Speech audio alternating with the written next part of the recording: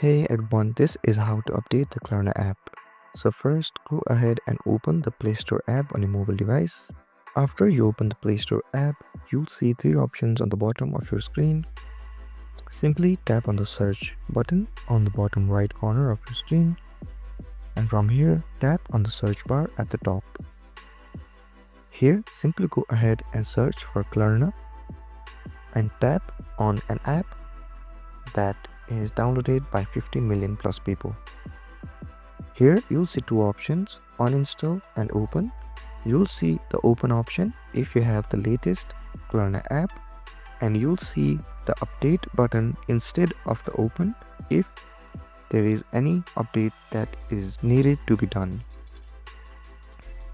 So if you see an update button, simply tap on it, but if you don't and see an open button, that means you have the latest version of the Klarna app. And this is it. It is that easy to update the Klarna app. If you found this video helpful, don't forget to like, share and subscribe and hit that notification bell so you don't miss any of our videos. Thank you so much for watching, and I'll see you guys next time.